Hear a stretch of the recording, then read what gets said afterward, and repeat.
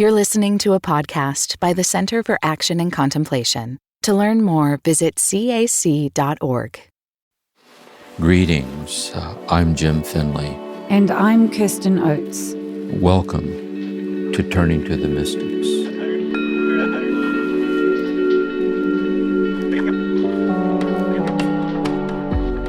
Welcome everyone to Season 9 of Turning to the Mystics, where we're turning to The Way of a Pilgrim by an anonymous author.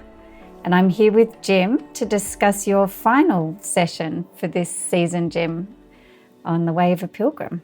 Yeah, it's been so good walking through this text again. It's such a touching, lovely thing. So it's been wonderful to share it with people. Yeah. Yes, I'm so grateful. I've really enjoyed it too.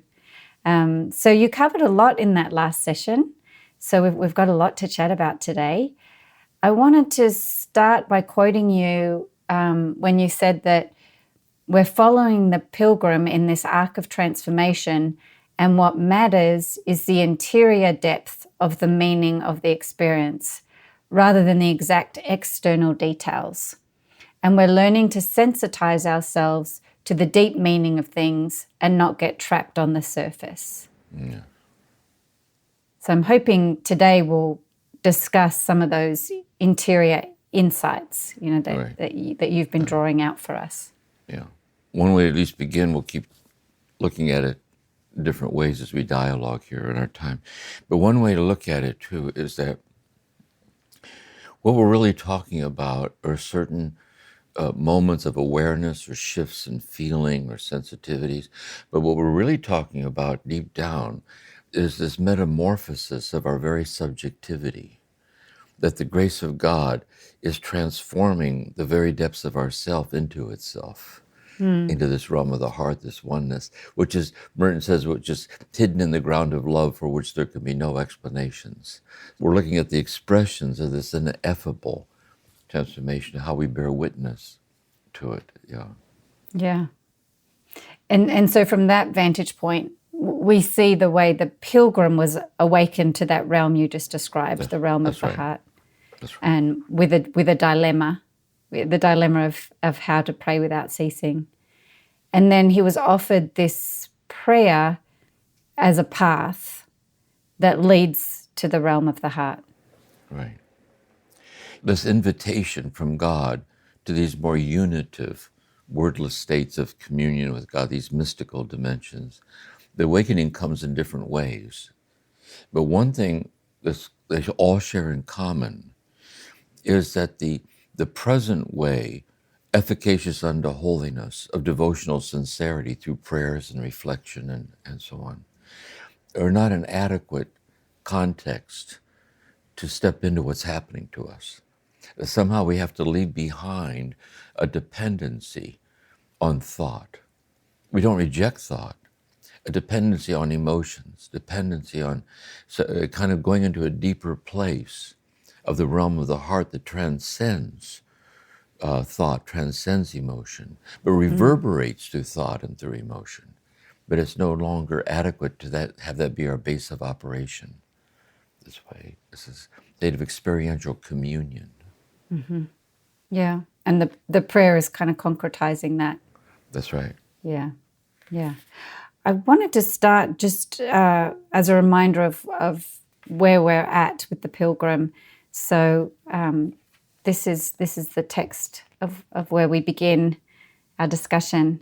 So he's just been told to pray 12,000 times a day now, at the end of session 5, and then in session 6. I did as he bade me. The first day I scarcely succeeded in finishing my task of saying 12,000 prayers by late evening. The second day I did it easily and contentedly. To begin with, the ceaseless saying of the prayer brought a certain amount of weariness. My tongue felt numbed. I had a stiff sort of feeling in my jaws. I had a feeling at first pleasant, but afterwards slightly painful in the roof of my mouth. The thumb of my left hand, with which I counted my beads, hurt a little. I felt a slight inflammation in the whole of that wrist, and even up to the elbow, which was not unpleasant. Moreover, all this aroused me, as it were, and urged me on to frequent saying of the prayer. For 5 days I did my set number of 12,000 prayers, and as I formed the habit, I found at the same time pleasure and satisfaction in it. And so, Jim, you started by just reflecting on this idea of the constancy of the prayer. So he went from 3,000 to 6,000, now 12,000, and this building up of this constancy of the prayer as part of the pedagogy. That's right. Yeah, so the pedagogy of the prayer is that the constancy of saying the prayer is that although thoughts arise and fall on the edges of the mind, you don't think about the thoughts that are arising and falling. So by the constancy of the prayer, you're transcending your customary reliance on thoughts of God and transcending them through the medium of this prayer of the heart. And then by slowly increasing it, the star is the guide. He's being very careful to protect the stars from getting ahead of him, from this pilgrim from getting ahead of himself. So start this way. And then when he can tell he's getting acclimated to that, so what the stars is doing is slowly upping the ante, bringing him to the edge of himself where it kind of spills over into God. And so now at 12,000 time, he sees that he's ripe for this. So he puts him right at the edge. And then he shares with us what that was like for him to do that. So his whole being is kind of already beyond the boundaries of what he's capable of. It's already, and yet in some strange way, he's acclimated to that boundary. So in some strange way, he's already intimately beyond himself, but he's still concretely in himself, and his mouth is sore, his wrist, but he's just absorbed in a transformative event, like at the brink of something. Yes, yes. Just reflecting on what you said in the opening, how he's really leaving behind dependency, not just on thought, but on emotion, and seeing that the way he's responding, his body's in pain also, like sensation, but he's so attuned to the prayer and the beauty of the prayer that it's not unpleasant. Yes. Sometimes I think this way too, is sometimes in blissful moments of finding love, or also sometimes in arduous moments of being threatened by some overwhelming thing. That in the overwhelming thing, it's true that it is overwhelming. But it's also true, if you pause, you realize you're discovering things. See, you're kind of beyond your comfort level, maybe way beyond, and that's real. But in the process, there's the unfolding of deeper layers of what it means to be real, what it means to be human, what it means to be alive, and you're granted things. And this is where he's at now, these grantings that arise out of being at the edge of our own abilities, which lets the realm of the heart start shining through as intimate understandings of unexplainable things about love. And you really get the sense that in this constancy, that he is tapping into the constant presence of God, and that's part of how he's losing that dependency on, oh, my body hurts, I should stop. No, because he's experiencing that presence of That's God. Right. See, because God's love is infinitely constant. There's no wavering in the infinite love that loves us so, and loves us so in our brokenness, which when we admit it and hand it over, the brokenness is transformed as mercy. God is all merciful. And that's the eternal constancy of infinite mercy. So now we're kind of starting to echo a constancy of God's mercy, and it's being echoed as the constancy of our heart, being transformed in this realm of oneness. So for those of us who can't pray constantly 12,000 times a day with the rosary, the insight that's coming out of this is how do we find a practice that helps us shift our dependency from maybe our thoughts, our emotions, our kind of sense of ourselves towards dependency on God's presence and love for us. Yes, I think, and that, matter of fact, this is for the vast majority of us, we're not called to this some people are called to it and they do it, and there's a different kind of meditative intensive retreats and centering prayer, sometimes for a month long, or sessions in Buddhism and so on. But in the day by day, there's a daily rendezvous with God.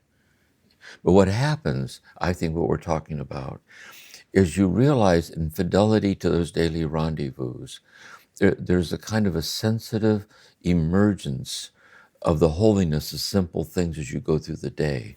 So from watering the house plants and standing up and sitting down, or waking up in the middle of the night, there's a kind of an underlying new sensitivity to the divinity of the incomprehensible stature of the events of life itself, and that has a certain constancy about it. You know? And I think for a lot of people, it happens like that, I think. Yeah. You said in the session that when we experience stirrings from God like the Pilgrim did, we don't want to ignore them, but we also can't achieve anything or measure up to anything. So all we can do is give ourselves over to a prayer, or to the prayer to learn from God that our shortcomings pale in significance to God's oceanic depth of mercy that permeates our limitations. And so I wondered how important it is to concretize this stirring, this devotion, this desire with prayer as a method. Yeah, see, I think the desire without prayer is wishful thinking, like you hope for it. And that's a gift to hope for it. But in prayer, we're actually surrendering ourselves over concretely with all our being to what we hope for. So it isn't just wishful thinking, what a lovely thought, and boy, I sure wish I could be, but you actually sit and accept your powerlessness to actualize that hope, unless God actualizes it in you, see, through this love. And I think that's the importance of the meditative prayer commitment, is that. And you mentioned that some of the mystics we've studied share a method of prayer. So the Cloud of Unknowing, Guigo and the Ladder for Monks, and now the Way of a Pilgrim. But other mystics like Eckhart and John of the Cross, they don't share a method, although it's very clear that they prayed themselves. Prayer was a huge part of their own journey. Yes. For these other mystics that don't have a method, what they all say, like Teresa and John of the Cross, Thomas Merton, Eckhart, so on, what they're all saying is that when you're doing your Lectio Divina, your spiritual reading, your meditation, your prayer, and in the midst of the sincerity of the prayer, you start to notice interior things are starting to happen to you, and you surrender to that. So Teresa, the first three mansions of the soul is reflective prayer. It's really this kind of praying unto holiness.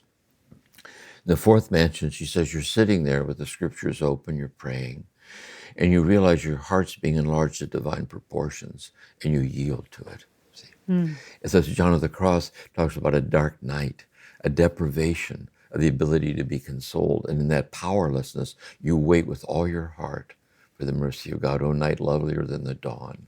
See? And for Eckhart. So that's their approach, and for Merton also. It's that way. But some people say there's a method, like a strategy, like a lineage, it's a tradition. Yeah. And that kind of concretizes that process. But notice, anyone can practice the Jesus prayer. Well, it's good to pray. It's a lovely prayer, really. And so you can practice it with devotional sincerity as you go through the day, and every so often say it. It's lovely. It kind of moves you along. But what we're concerned about here is where you're practicing the prayer as a way to stabilize yourself in something that is happening to you. So you notice something happened to him first in the church. He was perplexed. Not only that, there was the inner urgency to resolve what was the perplexity was about. That was the event. So then the prayer comes in as a way to stabilize yourself in a kind of obediential fidelity to what the event is this way. And I think that's the relationship between the two. You know. Notice then for the Pilgrim, toward the end here, this chapter, these major breakthroughs, notice that the prayer, when this starts, he tells them you can say it as often as you want. So yes. Notice the method falls away. See, there's no need for a method anymore. It's like it has become him Yeah. this way. And so it's a temporary arrangement for the transition into this thing as a vehicle. Yes. Yes. Temporary but helpful. Yes, exactly. Yeah. Yeah. And so if this prayer isn't resonating for people listening, but they are feeling a call into some kind of deeper prayer, they could listen back to, I think it's season 4, Guigo, Ladder for Monks, and season 5, Cloud of Unknowing, and seeing if that's more suited. Yeah, and I'd put it this way too. For the people listening to the podcast, insofar as listening to the podcast touches you with the beauty of it, or you're drawn to the beauty of it, then listening to the podcast and being drawn to the beauty of the teachings of the mystic is a practice. Like the Jesus prayer is a practice. Yes. And that's why it has to be a habit. So you form the habit. And little by little, if you would keep doing that, you'd internalize the music of this. And there's less and less dependency on the podcast itself, or if you get the text, you read it. Any act habitually entered into with your whole heart that takes you to the deeper place, see, is the thing. And that's what we're talking about. So going back to the Pilgrim's journey, for him, keeping count is a big part of this method, isn't it? The way the teachers oriented him to this method. At first, keeping count becomes a big part of it.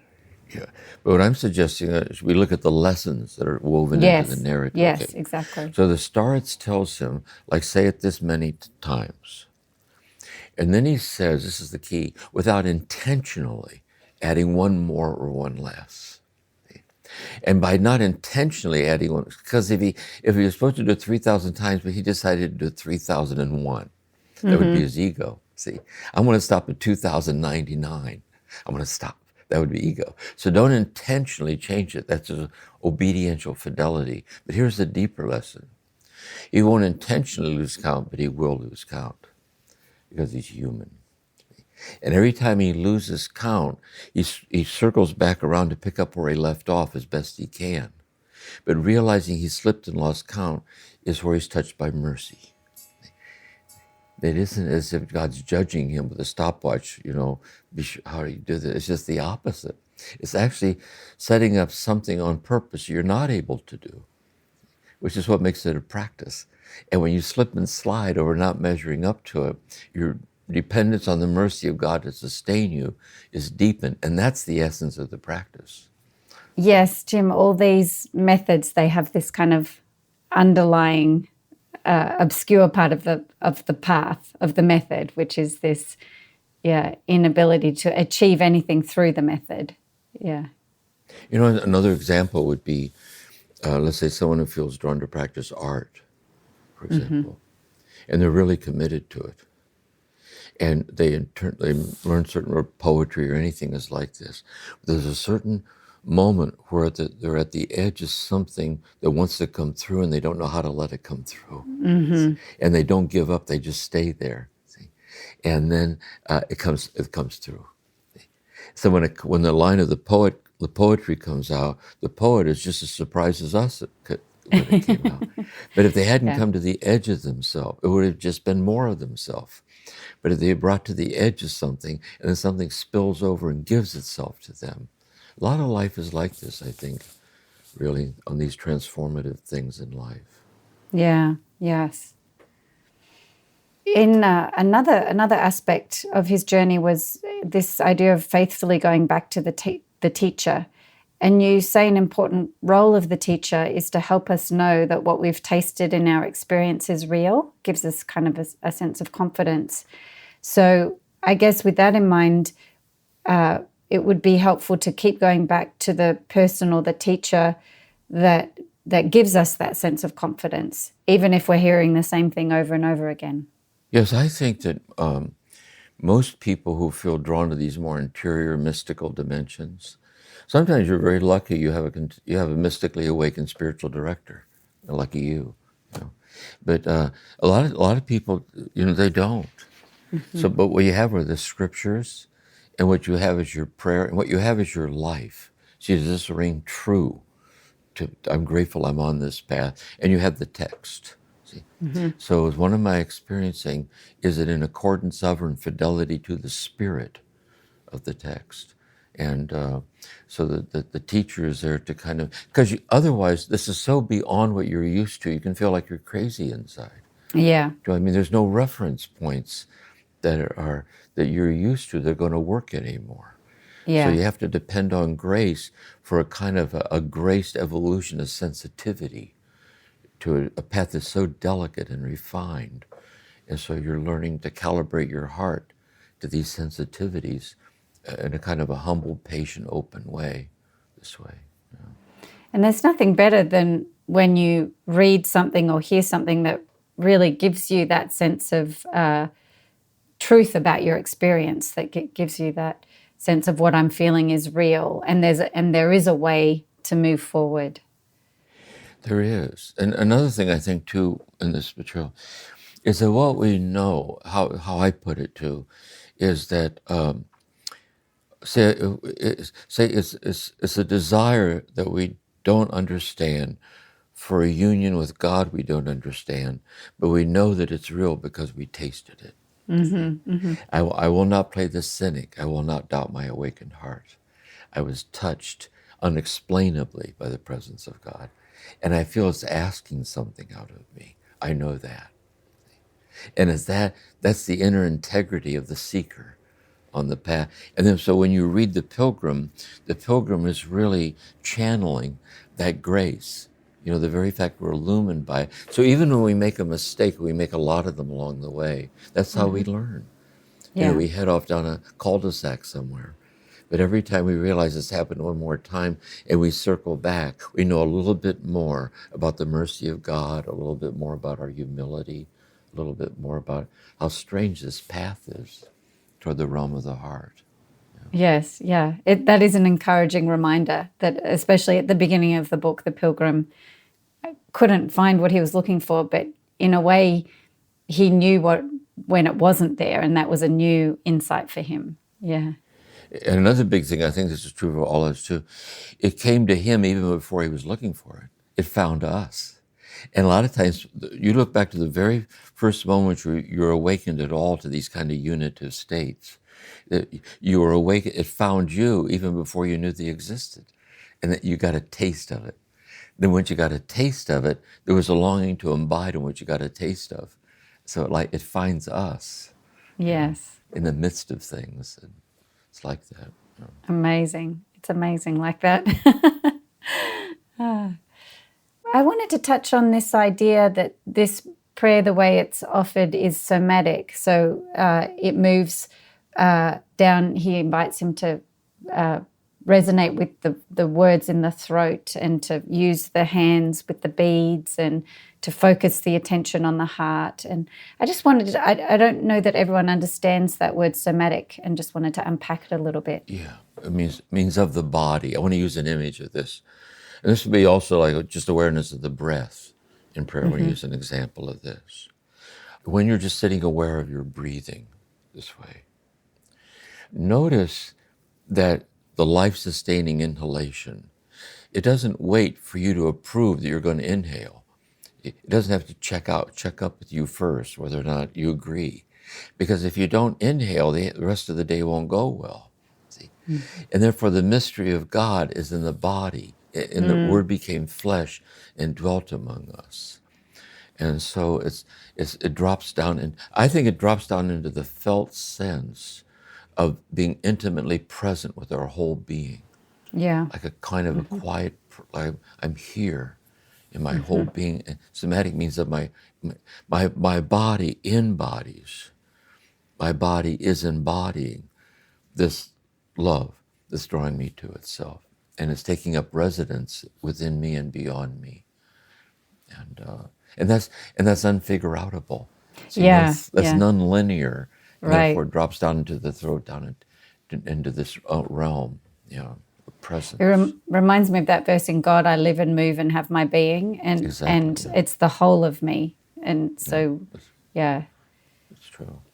And so to have that kind of true knowing of God, that we need to be grounded in the body. We can't just That's right. know with our thoughts that the knowing comes through the cells of our body, I guess, or yeah.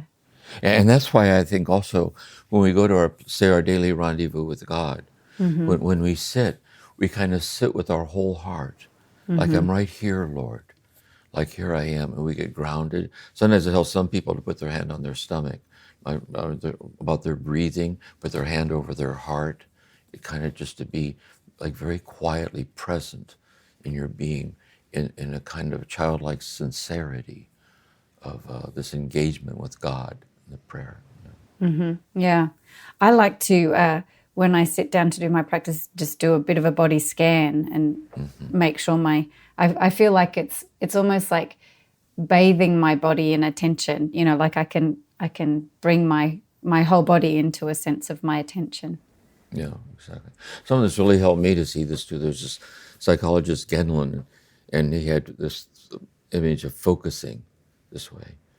And the image is in therapy, say, imagine there's a family member, you've had this terrible fight, there's like a terrible, painful misunderstanding. And sit and just listen to your body and where the pain is of that understanding.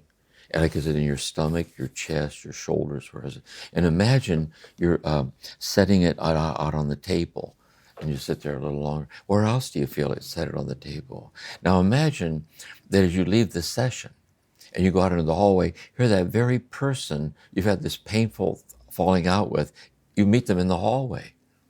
That felt sense is the awakening of this thing you're carrying inside. So how can we slowly unpack those feelings, their body memory? So the felt sense in the body is the memory being stored up and held in the body this way. Yeah. And those things can be blockages to the mercy of God, or need exposure to the mercy and presence of God. Likewise, I think also when we're graced with moments of deep, spacious awareness, we feel so spacious. It's, you know what I mean? It's so like there's no place inside we're holding on to anything. It's really a state of the body's surrender to the trustworthy nature of life itself, and God's the infinity of life itself. Yeah. I think it's especially in Christian circles, like that groundedness in the body. We've lost that as a grounding place. It's become very heady. Yeah. It's there, but we, for example, in the Catholic tradition with the Eucharist, see, we go up to receive Holy Communion and we don't receive Holy Communication. But we don't take long. And ideally speaking, when the Mass is contemplative, there are silent places throughout the Mass. You have to come in to sit for a while, or to be attentive to the. But you're right; it often isn't brought out into the open as much as it should be to help people. Yes. Kind of drop down into that deeper place.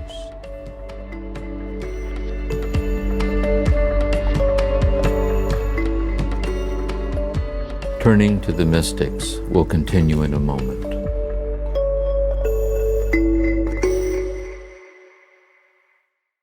Many of us feel increasing anger at injustice, violence, and indifference in our world today. Join us March 14th for What Do I Do With My Anger? An online gathering featuring Richard Rohr and Brian McLaren. Learn ways of transforming anger into loving action, inspired by Father Richard's new book, The Tears of Things. Register today at cac.org/anger. That's cac.org/ANGER. What does it mean to embody salt and light? In 2025, Richard Rohr's daily meditations turn to Jesus' timeless metaphor for reflecting love into the world. Amid this season of uncertainty, join us in living with trust, being salt and light. For 18 years, the daily meditations have inspired thousands of readers like you. Subscribe today at cac.org/saltlight2025. That's cac.org/SALTLIGHT2025.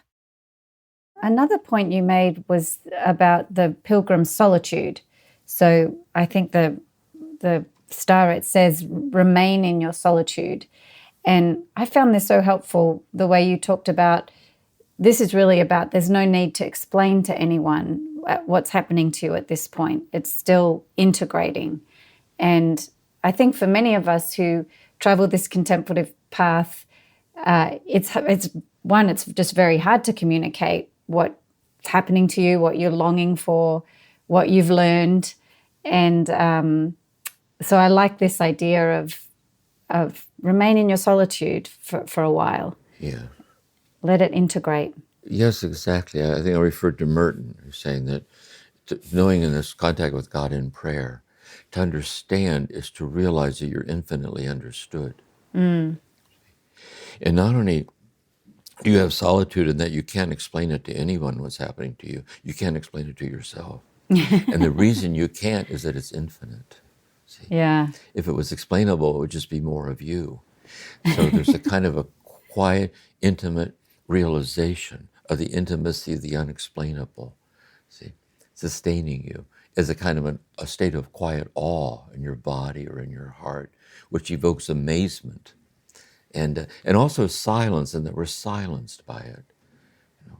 And so the prayer is not the kind of prayer like the monks chanting the Psalms and the choir. There are words that interrupt the silence with explanations, but there's another kind of word that the patterns of the words are patterns of things beyond what words can say, like the chanting or the Jesus prayer. It doesn't intrude by explaining anything. It's a living logos. The rhythms of the words carry the unexplainable along this way. And so the words of the Jesus prayer is that word. Yes. And by the way, and also notice when you read the text, the words of the Pilgrim is that word. When we read it like this, all these words, he's describing what's happening, it's not a language that intrudes upon our silence. The more we listen, the more silent we become. This way it kind of invites and draws us into it. You know, I think it's really true. Yes, definitely. I feel it really draw me into that realm of to the heart, to kind of that, like my heart feels like it's coming alive and warm and vibrating, and it's amazing the way it does that. It does. Another interesting thing is that you notice that happening. We can feel it happening. But the moment we try to turn to habit, it eludes us. See? Or the moment we would try to have it, it's something to be gratified by it, as if it's enough, it eludes us. So we have to be willing to let it have its way with us and it be transformed in the grace of it, which is itself the realm of the heart. In this last little section that you focused on, there was a few turning points, and I wanted to talk about them. So one was that you pointed out how the starets comes to the Pilgrim, and this quiet equality between them is forming. Even though the starets is more seasoned, that they're both in this kind of realm of the heart. And so what's lovely for the Pilgrim and the starets is they've found community that speaks the same language. That's really true. And so yes, there's a kind of a mutuality. And why? Because the Pilgrim, the starets realizes that the Pilgrim is in the first stages of the realm of the heart itself, and there's an equality between them in the realm. And here's another way that I would look at it too. We can read the Way of a Pilgrim, and we stay with it over time. And through our prayers, we keep coming back to the different mystics, and we get to a certain point where we realize that passages that used to be so obscure to us are now so quietly luminous to us, and that's the equality. If that makes sense to put it that way, like a comfort level. Yes, that really resonates with me. Yeah, it does, and that bears witness to your own awakening heart. You know that you're being transformed in the very path that you're pursuing, by the very fact you resonate is so sweet to you, or so crystalline, or so reassuring when you read it this way, and that's why. Yeah. Well, I think about a couple of things. One is when I first came upon your teaching, Jim, and after a while I could even repeat things you said, repeat these beautiful phrases that you would say, but then there'd be these moments where I felt like, oh my gosh, I I think I just understood that phrase. And it's such a different feeling from being able to say the phrase in my head and kind of know it's true and beautiful, but not really know the truth inside my own being, like you say, inside my body. I think about too when you read Merton's book when you were a teenager. Yeah, exactly. And also notice too, like, say the parables of Jesus. Like if we were raised in a Christian tradition, a lot of these parables we've known since we were a child. Yes. But we can be in the middle of the unfolding of a great love or a death or a fear, and we hear the parable, and it goes so deep. You know what I mean? It's like it's abyss-like. It's like there's no end to it, actually, really. And it's endlessly unfolding in the depths of the realizations as it gives itself to us, yeah. Yes, yeah. You know, it also came to mind to me when I was thinking about this piece of the Starets and the Pilgrim forming this community was when we get when people send in their stories and their questions, you know, and you can just feel a kind of resonance and a sense of that community. Yeah. The reason I love the question sessions so much is they'd be live on retreats too. The thing about the questions is that they're sincere. And the sincerity of the question bears witness that their ability to be sincere about such things bears witness they're already in the realizations of what they're asking about. That makes sense in a way. Yes. Yeah, like we belong to each other, like there's a resonance amongst ourselves this way, you know. Yes, I love that. Okay, another major turning point was where early one morning the prayer woke me up. And so you point out that that's a big turning point in his journey. And I wondered, was it the case that prior to this, his desire to pray unceasingly was waking him up? Is that the subtle difference? What is the difference between the prayer waking him up? Instead of, like, the prayer is a prayer of reaching the realm of the heart. When the prayer woke him up, the realm of the heart he was trying to reach had transformed him into itself. So the realm of the heart and who he is and his desire for it become undistinguished from each other. It's transforming into itself unexplainably. See, when you look at me, you're looking at the prayer itself. Yeah, wow. See, like, look. That's why I say the mystic isn't someone who said, listen to what I've experienced.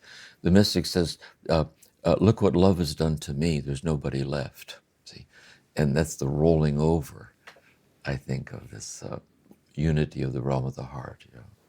Yeah. I wanted to read just that little piece because there's quite a few points you made out of it. So he starts, early one morning, the prayer woke me up, as it were.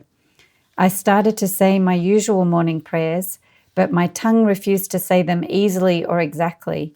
My whole desire was fixed upon one thing only, to say the prayer of Jesus, and as soon as I went on with it, I was filled with joy and relief. It was as though my lips and my tongue pronounced the words entirely of themselves, without any urging from me. I spent the whole day in a state of the greatest contentment. I felt as though I was cut off from everything else. I lived as though in another world. Yeah, here's what I see in that too, is that when we come to this place in our life, see, he starts out by saying, at first, my tongue, I had a hard time cooperating. Yes, yeah. And it's almost, the image I use, I think of this, is like a child learning how to walk. Mm-hmm. Yeah. So when a child learns how to walk and the parents are clapping, you know, and the child is kind of, the child's walking, but it's a precarious situation.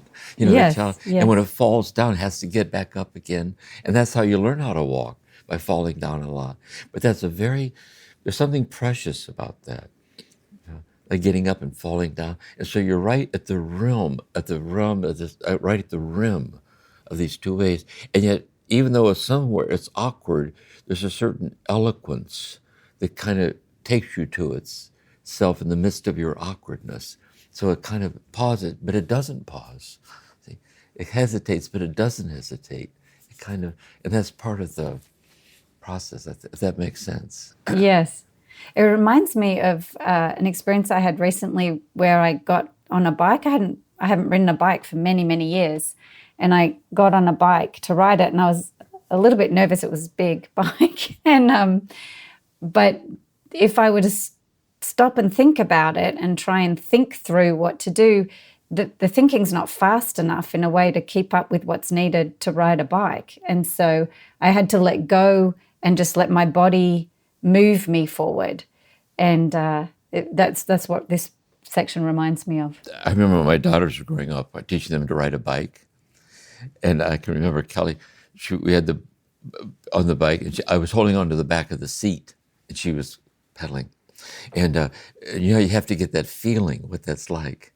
And without telling her I'd let go of the bike, here she was already riding the bike. But I said, I'm going to let go. She said, oh, don't let go. So all of a sudden, you surprise yourself. Yes. Right? And this is like the interior depth dimension of this grace metamorphosis of your heart. And there's something delicate about it, or something to be profoundly respected, this delicacy, yeah. Yes. Where our effort falls away for a moment and it arises on its own. Yeah, amazing. Another way to look at it, it isn't as if there's a switch, like not yet mystic, and God's waiting for a certain moment, put the switch on, suddenly it's mystical. There's a lot of this wavering place in between. God is the infinity of the wavering place. That too is its own holiness, its own, Jim, so would this be a description of what it would like to be in an experience of the realm of the heart when he says, I spent the whole day in a state of the greatest contentment. I felt as though I was cut off from everything else. I lived as though in another world. I'm thinking of a Buddhist text right now, so I'll say it. The Buddha speaking of nirvana. He said, the one who has come to this state of nirvanic peace is like a deer in a forest, that when it sits confidently. When it stands confidently. When it walks confidently. And even if it were to lie down on a whole heap of deer traps, it would not be trapped by any of them. See? And so there's like this peace that surpasses understanding, because it's not a peace dependent on conditioned states of peace. It's not dependent on anything at all like this. And that's why it's celestial. As you're in the world, but you're no longer of the world. Yeah. And you're in a kind of a celestial state of the realm of this heart, where you and God are mutually disappear as dualistically other than each other. And it just is. It just is this way. And later on, we're going to see, although it's beyond the darkness of the world, we're going to see later it comes full circle and radicalizes his oneness with the world by how much he loves each person he meets on the road. But it goes through different phases of ecstatic, kind of this beyond the world, but beyond. He did not consider his equality with God a condition to be clung to take the form of a servant. And so it circles back around and radicalizes our Christ-like oneness with everyone in the whole world. It's a relationship between mystical union and social justice, or the corporal works of mercy. And notice, his corporal works of mercy is sharing his story with us. He did this for us. See, he was moved to help us. This was his ministry. Another turning point is when the starets recognizes this transition and repeats a phrase that he kind of started this journey with the Pilgrim, which is be thankful to God. This thank God. And this time he says, be thankful to God that this desire for the prayer and this facility in it have been manifested in you. It is a natural consequence which follows constant effort and spiritual achievement. And I was just going to quickly read what he said the first time, which was... So this is a full circle moment from when he first met the starets and described his desire for this unceasing prayer. And the staret says to him, thank God, my dear brother, for having revealed to you this unappeasable desire for unceasing interior prayer.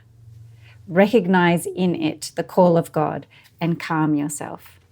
So that's why I say too that or sometimes you get the feeling you're in the presence of someone who's more present to you than you are. And they see in you something unfolding that you don't yet see. And so when he comes to the stars and just pours out his heart on this story that he can't resolve, thank God, my dear brother, see, because he lights up inside, because he recognizes what's happening to the pilgrim way before the pilgrim recognizes what's happening to the pilgrim. And then as the circle completes itself, and he comes and reports it, thank God, my dear, this kind of empathic happiness of the stars and his loving concern for this person being led along this love path. Yes, and seeing these big turning points in his journey. Exactly. Yeah. Beautiful. It is, yeah. This whole idea of this natural consequence, so his word here, it is a natural consequence which follows constant effort and spiritual achievement. And you talked about how we might be able to see grace in this new way. So even if you weren't in a state of grace and you give yourself over to a transforming act and you are transformed in your fidelity to that transforming act, it's another way of understanding grace. And so I was curious about this idea of the transforming act. And what I see as the thread in it is that we have to give ourselves fully over to it. It's not that we do an act, say, for poetry, which can be a transforming act, but if I were to do it not out of the depth of my heart, if I wasn't to give my whole self over to it, then it probably wouldn't transform me. That's right, So, that's right. Yeah. So, for example, years ago, I used to go to this retreat house every other year or so, and at the edge of these big grounds of this retreat house, there was a highway, and then there was an art store. And I used to go there because I like art, so the watercolors and oils and that.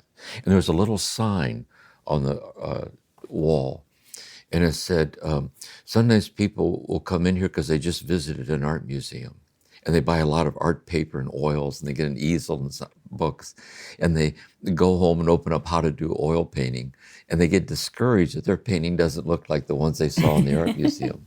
And what they forget is that how many times the artist, thousands of times, had to paint that rose before the rose caught fire. See? But you don't paint it out of some kind of achievement. You paint it out of the inner necessity to keep pushing through. It's asking something out of you. Yes, yeah. And so, in being a therapist, you can be a therapist, but the point is, by doing hours and hours and hours of committing myself to sitting with someone in therapy, it changes you. Anything that we commit ourselves to with all our heart changes us. And that's what he's saying here. It does that. There's something about that. And it's natural. He says God kind of designed the mind that way. Yes. And when it passes a critical point beyond itself and is transformed by it. And so notice how amazing it is that this is endowed into our nature. Yes. And this is how grace works. And look what's happened to you through the Jesus prayer. See? Yes, yes. Yeah, and there's a kind of energy that arises around a call like this. Like there's an energy that carries us forward also. That's part of it. Very much so. Yeah. Very. And notice also, this is so personal, because the struggle to find it, this can go on for years. Yes. You know, it isn't like, I want to get the Way of a Pilgrim and get started, mystical union by Thursday. And if I don't make it, I'll start something else. But it's a long learning curve. But the point is, the art of the learning curve is the unfolding of realizations in the midst of the journey itself. This way, you know what I mean? It's kind of, it's like that, I think. Yes, yes. I could see things too, Jim, like the way people have a beautiful friendship with their animals, like with their cats or their dogs, or that it's a transforming act. They give their whole selves over to the care of that animal. That's really that's true. Something else, or a garden, or a loved one. That's right. That's really, and that's why a pet, an animal, is so mysterious in a way, because the love are thousands of little moments with that, and the unconditional love of the animal. This way, it's a sentient being. And that's why when the animal dies, see, the loss of the death of the animal is just anything we commit ourselves to. like you say, the garden or yeah, exactly. And so what we're committing ourselves to here is our impoverished heart, to consummate a longing for a union that was placed in it by God as its destiny. And so we care for our heart. And that means we're joining God who cares for our heart, who's guiding us for this. And so the heart kind of opens up, blossoms. Yes, yes. And then the Starets talks about that, and God's cleansing him of the cleansing the soul of sensuality, which you talk about as this desire to grasp or be gratified. That's right. And that's a big part of the journey. Yeah. So Jim, the Starets goes on to say about what the pilgrim is experiencing. He says, it is a condition which is impossible to describe, and the discovery of this mystery of prayer is a foretaste on earth of the bliss of heaven. Such happiness is reserved for those who seek after God in the simplicity of a loving heart, which is building on what you were just saying. But this idea that it's a foretaste of heaven, and this place where the pilgrims arrived is part of that. Yes. It's like we're really asking here is what happens when we die? And when we die and go over into God, we can't see the dead. They're here. We live in the vast interiority of God. So what happens? We're still here, but what happens when we die of love at the hands of love till nothing's left of us but love? See? And that's celestial. See? So on this earth, in devotional sincerity, God's oneness with us is veiled through insights, beliefs, aspirations. But here, in crossing over into the state, it's a foretaste of unveiled infinite union, which is our destiny in heaven. But because we're still here, it's unveiled in a veiled way. See? In other words, it's unveiled, it's unexplainably clear, but hidden, impossible to adequately describe to anybody, including yourself. Yes. It's innermost. Yes. Unveiled, but veiled. It's not for the finite eyes to see or the finite hands to touch. It can't be grasped with a thought. Or just, yeah. I found that so helpful, the way you described that even these tastes, and they seem quite clear to us in reading the book, but you're right, he's got nothing he can pull out of himself and show anyone. So it's just that the Starets is so subtly attuned to this path. He can see it, but most people, we've got nothing to show them. It's hard to put it into words, and so that was helpful the way you said that. Yeah, there's nothing, no object we can show anyone. I wondered this idea of the Starets talking about, but we still need to oil the wheel. So even though the prayer's woken him up, it seems he's still being encouraged to stay committed to some kind of commitment to the prayer. Yes. Let's say someone, again, say the poet or the artist, whatever, let's say they've been habituated in this artistic state. It kind of flows. But the point is, although it flows of itself, they cannot neglect continuing to being faithful to the art. You have to stay with it to keep the wheel spinning. There's a kind of a grace fidelity to kind of staying with it. It is never, I took care of that, I can just walk away, it runs by itself. Because it's your life, it's your actual life. But you don't do it as a burden. You kind of do it tending to the spinning of this realm of the heart. Is like breathing. But you actively choose to renew your commitment to it in all kinds of little subtle ways. Yes, because life can get busy and very easily distract us from. That's right. Look at married love, for example. It's a gift. Mm-hmm. But if the people do not keep working at fidelity to the union of the love, it can slip away. Yeah. It could be to neglect in other ways too. But yeah.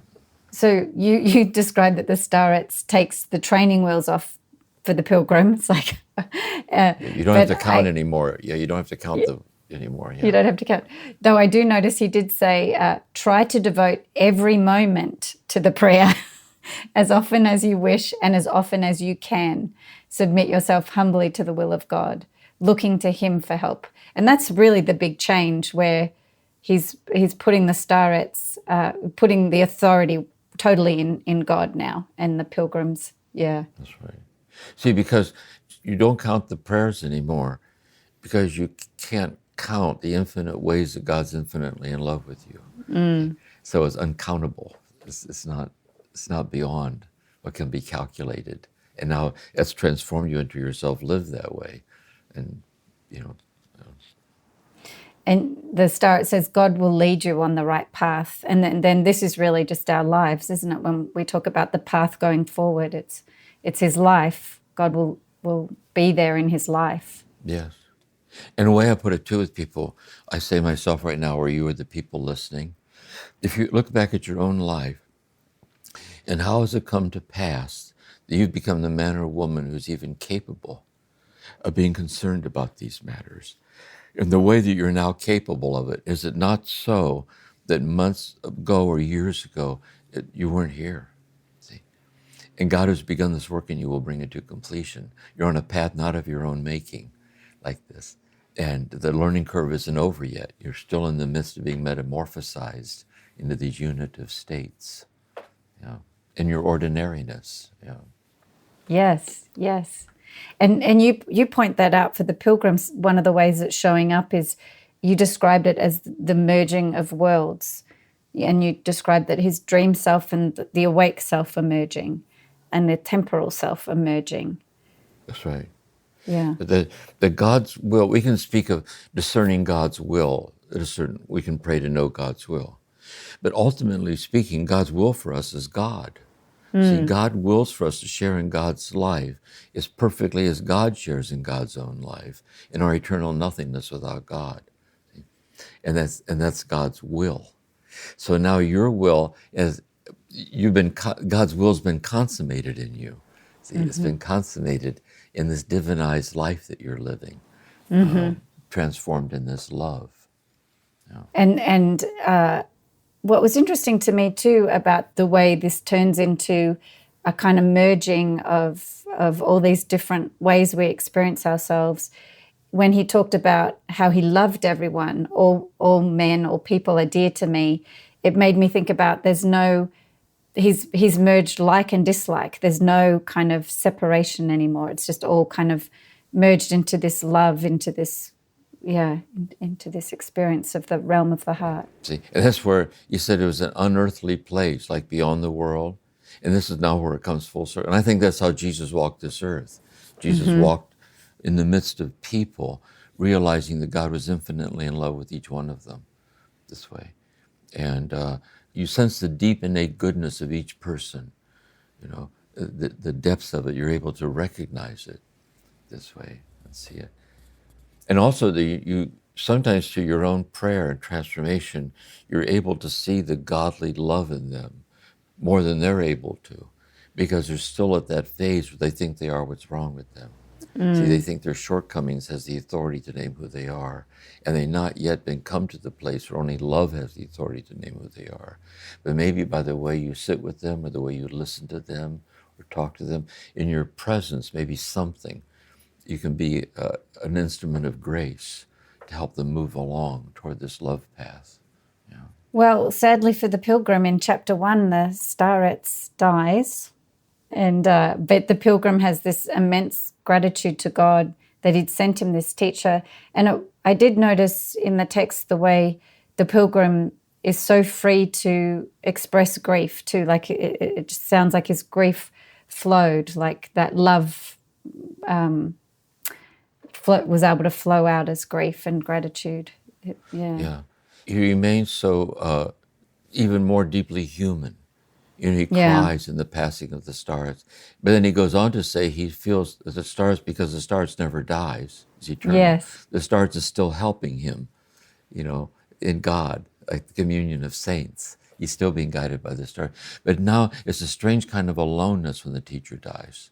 See, because there's now your solitude being led by God. And it's in that solitude, being led by God by the death of the stars, that the pilgrim tells his story, because in sharing the story with us, he becomes our starets.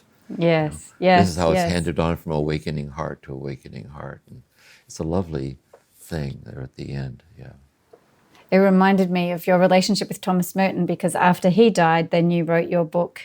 Yeah. It's true. Yeah. That's really true. Yeah. And notice too, don't forget, this is just chapter 1.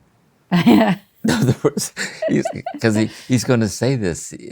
Read that last paragraph there about I realize I've not yet. Yes.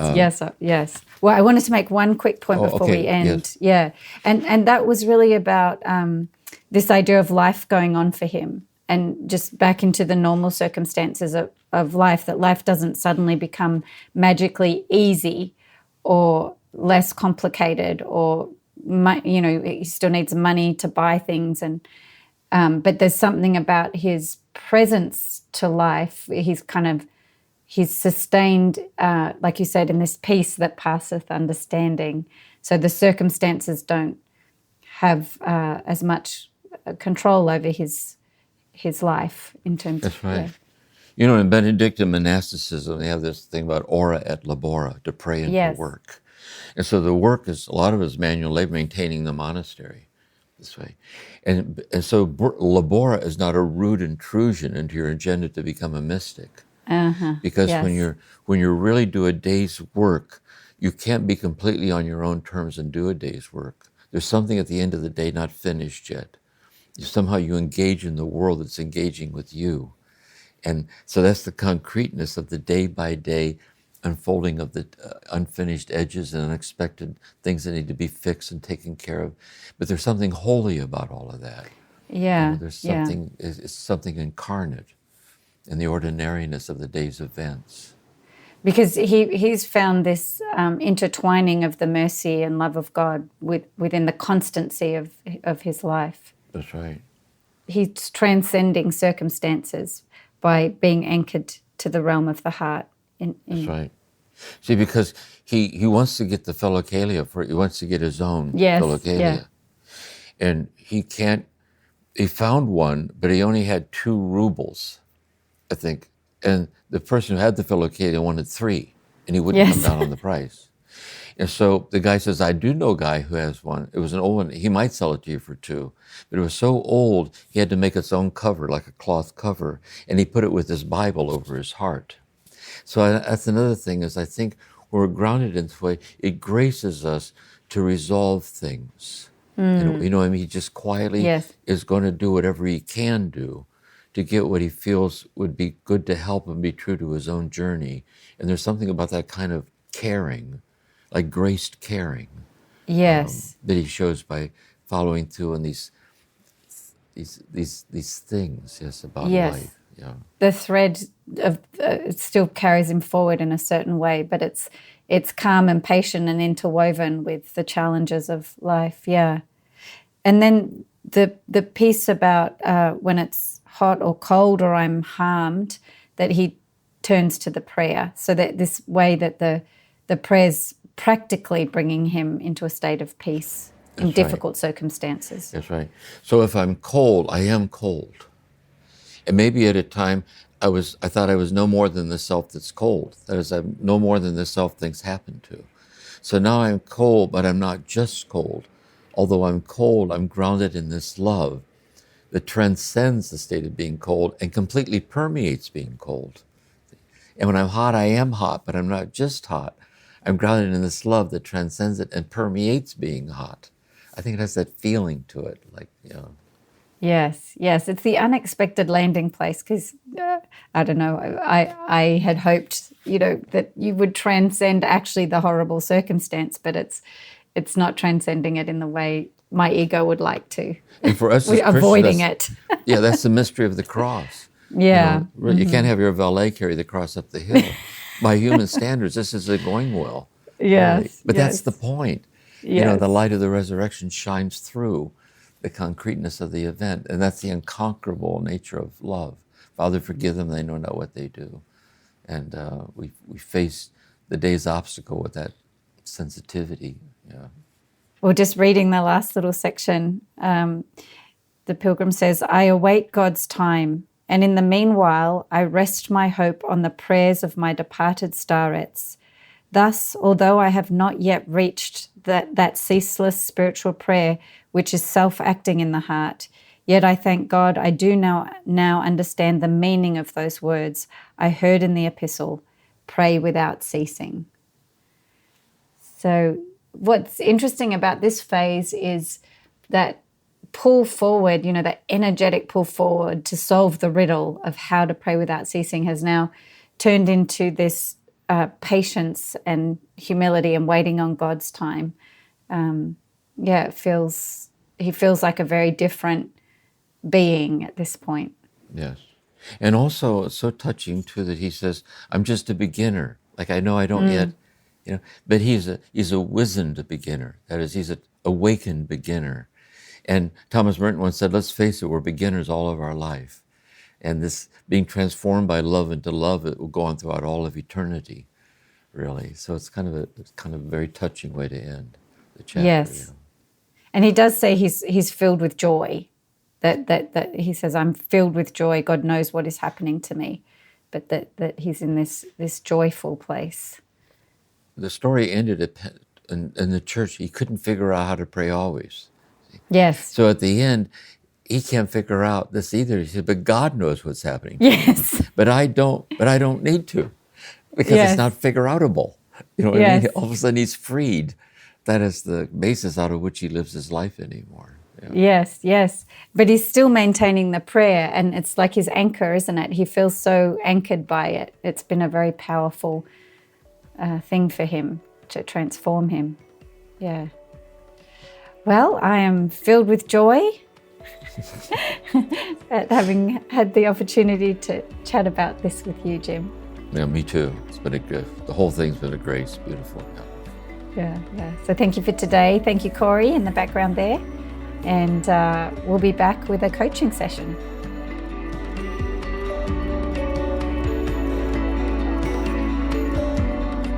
Thank you for listening to this episode of Turning to the Mystics, a podcast created by the Center for Action and Contemplation. We're planning to do episodes that answer your questions. So if you have a question, please email us at podcasts@cac.org or send us a voicemail. All of this information can be found in the show notes. We'll see you again soon.